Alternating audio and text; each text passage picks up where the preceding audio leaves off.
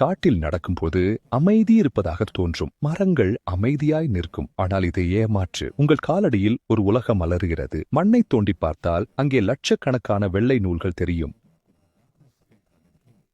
அது mycelium. Mycelium இது காட்டின் இணையம். இயற்கையின் ஃபைபர் ஆப்டிக் ஆப்பிள்கள். இந்த வலையை உற்று பாருங்கள். இப்போது மனித மூளை நியூரான்களை பாருங்கள். இரண்டின் வடிவமைப்பும் ஒன்றுதான். இயற்கை தகவல் அனுப்ப ஒரே வரைபடத்தை உருவாக்கியுள்ளது. மரங்கள் இந்த வலையமைப்பை பயன்படுத்தி பேசுகின்றன. ஒரு பெரிய மரம் சிறிய மரங்களுக்கு இந்த வலைப்பின்னல் மூலம் சத்துக்களை அனுப்பி இருட்டிலும் வாழ உதவுகிறது. இவை வெறும் உணவை மட்டும் பகிர்வதில்லை, எச்சரிக்கையும் செய்கின்றன.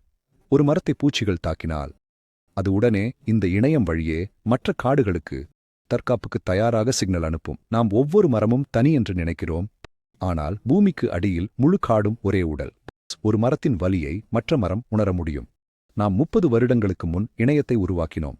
நாம் புத்திசாலிகள் என்று நினைத்தோம். இயற்கை இந்த உலக வலையை பல கோடி ஆண்டுகளுக்கு முன்பே உருவாக்கியது. நாம் இயற்கையை தான் பின்பற்றுகிறோம். அடுத்த முறை நீங்கள் காட்டுக்குச் செல்லும்போது நினைவில் கொள்ளுங்கள், நீங்கள் தனியல்ல. நீங்கள் உலகின் மிக பழமையான மற்றும் அறிவார்ந்த வலைப்பின்னலின் மேல் நிற்கிறீர்கள். எனவே விக்யான் ஸ்டோரிஸை சப்ஸ்கிரைப் செய்யுங்கள். உங்கள் சந்தா மூலம் மட்டுமே சுவாரஸ்யமான அறிவியல் மற்றும் வரலாற்று வீடியோக்களை உருவாக்க முடியும்.